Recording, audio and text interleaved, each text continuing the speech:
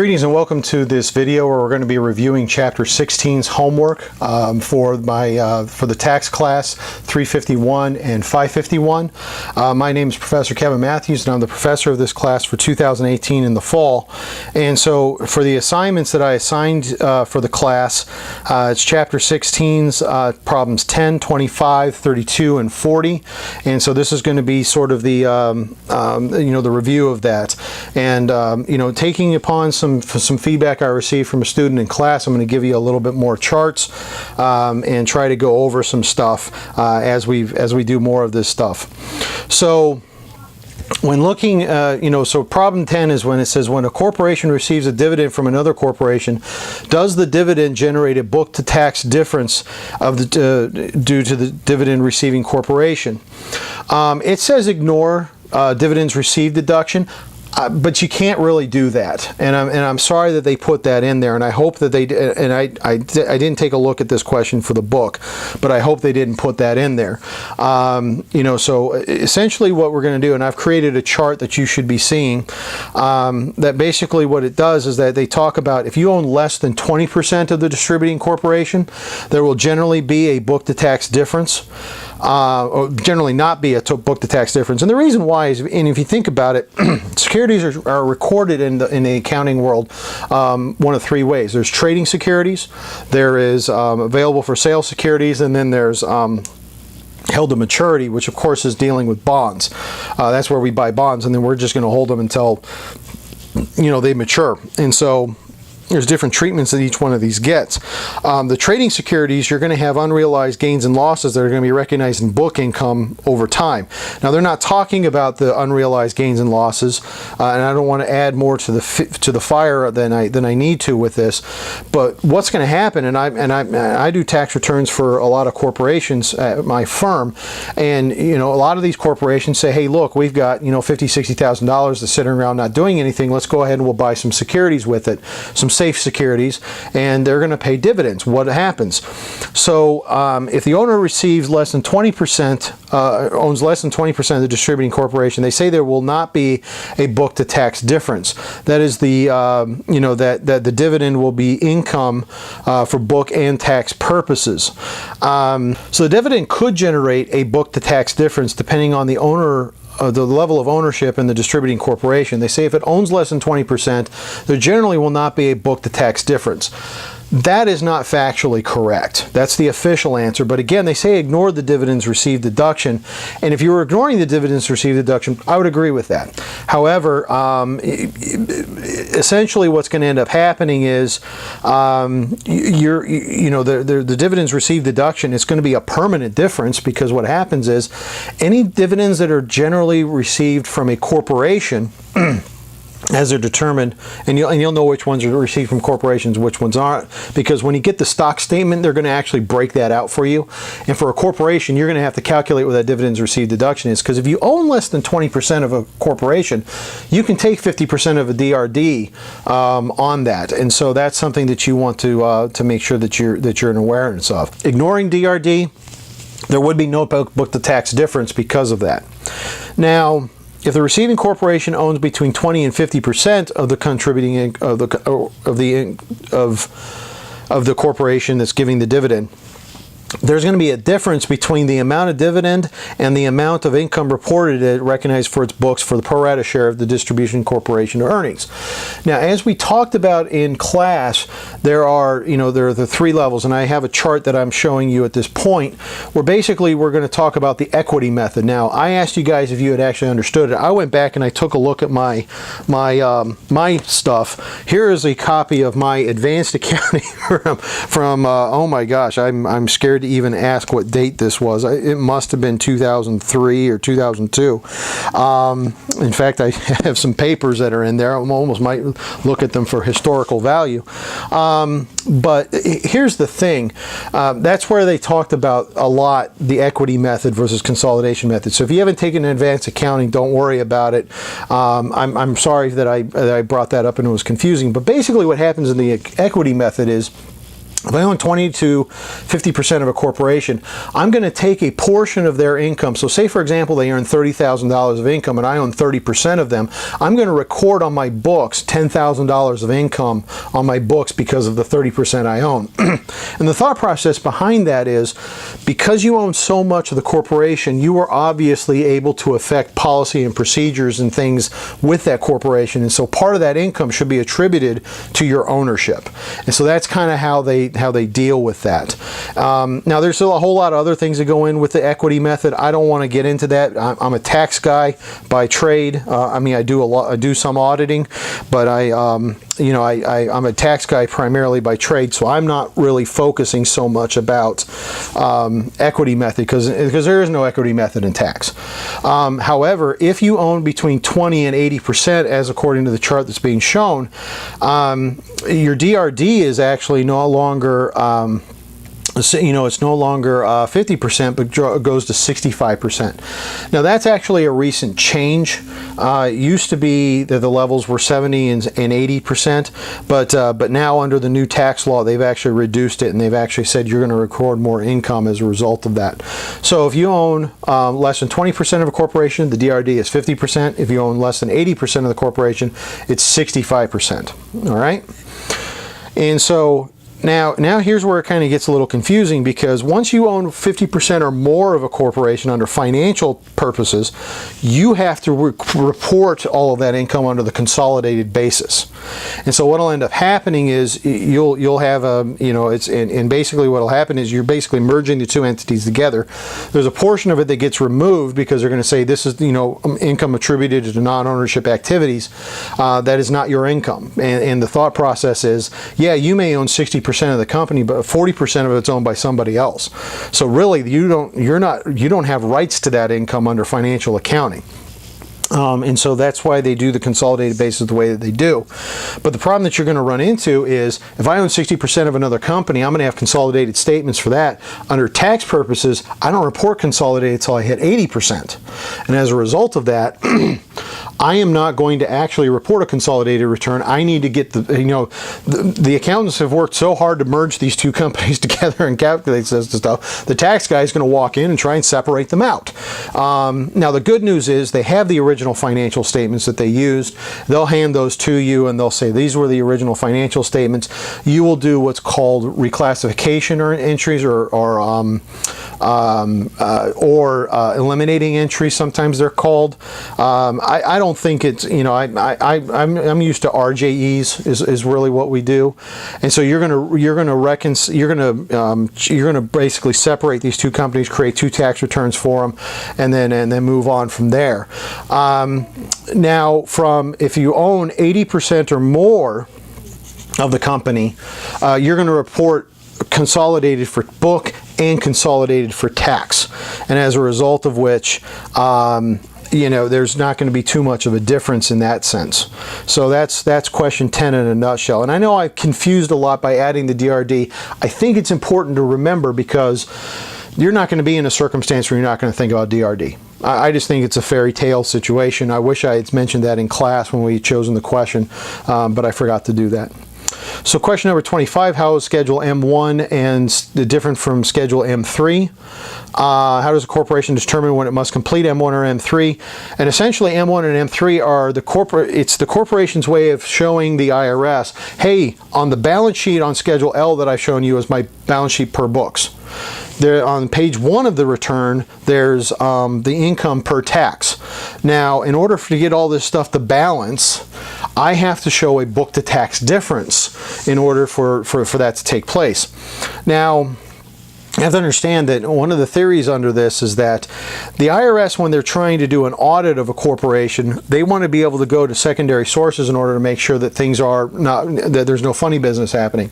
So generally speaking, when you're talking about M3s, like one of the questions they're going to ask is this a publicly traded corporation? And if it is, number one, you're definitely filing M3. I couldn't imagine you could be wouldn't be filing M3 if you were a public company. You definitely wouldn't be doing an M1 only. But what's going to happen is they're going to be able to go to the SEC, get information on you, and they can use that as part of the audit.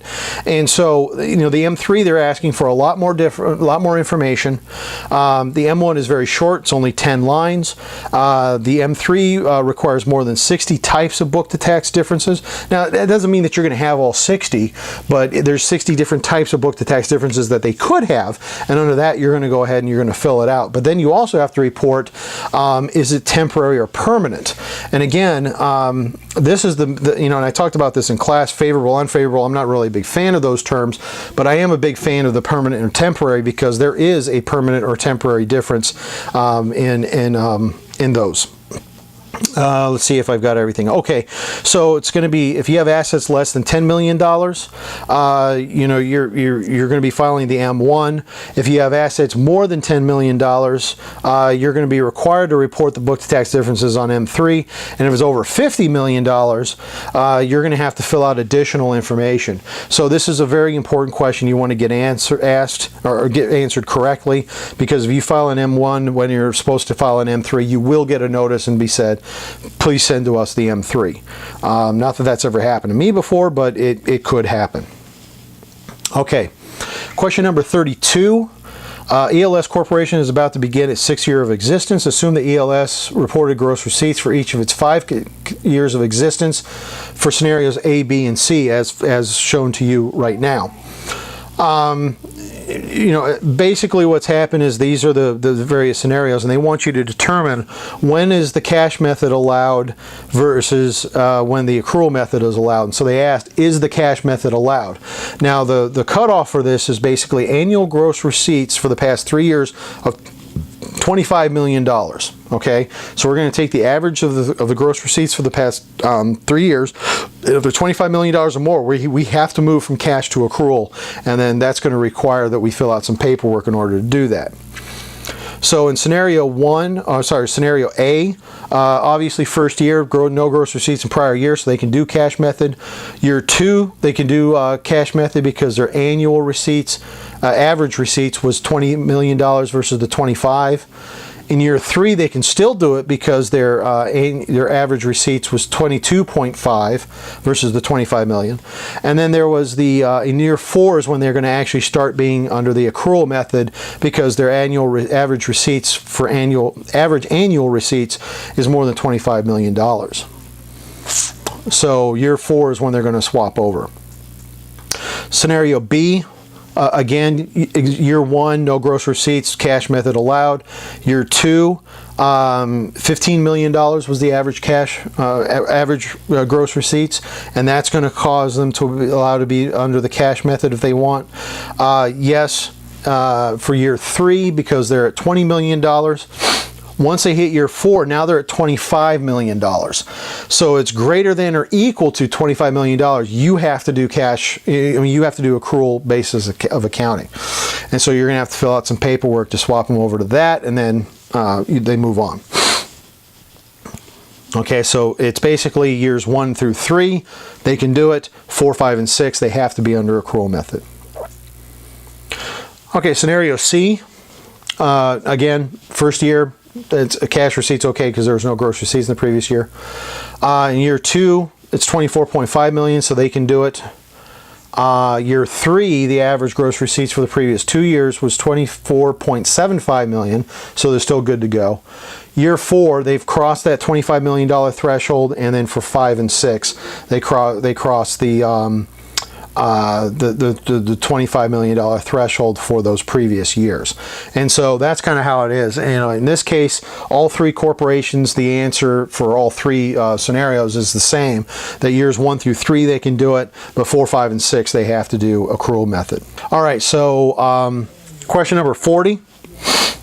So in, they have what books to tax differences in year 1 and 2 is associated with the capital gains and losses would DEF Incorporated report in the following alternative scenarios. Okay, so these are separate scenarios. They do not merge. I don't want you to think that they're merging, and so you're going to come up with a different answer than what's supposed to be. They want you to identify it as either favorable or unfavorable. Again, I hate that term, but they're going to make you do it. And then they've got the permanent or temporary. Okay, so in year one, DEF is going to recognize a loss on $15,000 on land that it held for investment in year one. It also recognized a $30,000 gain on equipment it purchased a few years ago. Okay, now the equipment, they're making an assumption that you know that it's going to be 1245 equipment. And the question that I sometimes will get is, can I have 1250 equipment? And the answer is you could, because what happens is, and I don't have my depreciation guide right here, but I would be glad to show you, there's actually certain times where courts have made a determination that a piece of equipment that was installed, in order to remove it, would cause so much damage to the building that obviously we're not going to make you remove it. We're not going to count it as 1245 equipment because, and I kind of like to use what I call the driveway rule. If I take a piece of equipment out of the house and I put it on the driveway and I run an extension cord out, does it still work? And if it still works, it's 1245 equipment, and if it fills its function and purpose. Good example, a refrigerator. I can take a refrigerator out, put it in the driveway, plug it in, my beer stays cold. Okay, my drinks stay cold. I'm happy. I can do that. Another example, the hot water heater. Can I do that? Run an extension cord out? It's not going to work because the hoses, the copper lines that are going to be there. There's going to be a lot of damage usually as a result of removing it. So I would call that 1245 equipment. Not 1245, but 1250 equipment, because to remove it's going to cause some damage, and it's also going to lose its usefulness out there. Now I'm sure I could pull up the depreciation guide. There's probably a court case that might disagree with me on it. I would argue it differently. And yeah, they probably refer to that court case, but anyways, don't get me started. But again, they're assuming that you know that it's 1245 equipment. So if it's 1245 equipment, you have it sold for 50, it had a basis of 20, it's got a gain of 30. Okay. Now, this next line is important, and that's why it's important to know whether it's 1245 or 1250 equipment. It had deducted $40,000 of depreciation on the equipment. In year two, DEF recognized a capital loss of $2,000. So what's going to happen? You got a $30,000 gain. You've got $40,000 of depreciation. So what's going to happen is you're going to deduct all $30,000 of the gain as ordinary income. And so in year one, they had a capital loss on the sale of land of $15,000. And then and it was held for investment, but they're not allowed to deduct it because remember, corporations don't get a $3,000 write-off like individuals do. DEF also is going to recognize $30,000 of ordinary income due to depreciation recapture on the disposition of the equipment. For book purposes, they can merge the two together. Okay, so they're going to have the $15,000 of loss and the $30,000 of income. So there's going to be a $15,000 temporary, unfavorable book-to-tax difference in year one. In year two, with the $2,000 capital loss, because they can't use that $2,000 capital loss, they're going to go ahead and they're going to say, hey, look, we're not able to deduct it, so they're going to have a carry forward total of $17,000. But you need to keep those separate, and the reason why is corporations as opposed to individuals, that runs out after a short amount of time. It's 5 years forward, 3 years back. So if you don't use those losses within 5 years, guess what happens? Bye-bye. All right? So, and B, year one, DEF recognizes a loss of $15,000 on land that it held for investment. DEF also recognized a $20,000 gain on equipment it purchased a few years ago. The equipment sold for $50,000 had a basis of 30. DEF has deducted $15,000 of depreciation. Okay, so $20,000 of gain, $15,000 of depreciation. We're going to write off the $15,000, or we're not write off, but we're going to recognize the $15,000 as recapture 1245, all ordinary income. And then there's going to be a $5,000 difference that is going to be a capital gain that could be offset against the $15,000 of capital loss on the sale of the land. Okay, so the 1231 gain is ultimately characterized as long-term capital gain, so DEF is able to offset this gain with a $15,000 loss. It will report a $10,000 unfavorable temporary tax difference and will have a $10,000 capital loss carryover. That's it. That's all this problem is asking for. That's actually all that we have also for this. I think the homework this time probably wasn't that difficult. I do think it's important because when you get into accounting, they're going to, I remember when I went to go work at my first accounting firm, I think my first tax return that I dealt with in January was a small law firm that they said, here's the books, go knock it out. And that was our job, which is to knock out the tax return. And I was like, I've never done a corporation tax return before. I hope to God I know what I'm doing, because I didn't. I had spent from 2003 to 2011 serving in the military and never really working with corporate stuff. So I had a lot to catch up on. Anyways, that's all I got for today. If you have any questions, feel free to reach out to me. If you're not a student and you find something interesting in this class that you want to talk about, leave comments in the space below, and I'll be happy to get back to you. If you have any questions for me and you are a student, however, go ahead and email me. If you know my business email address, I'd rather that you email me there because I'll probably respond a little faster. And I really appreciate it, and thank you very much for watching.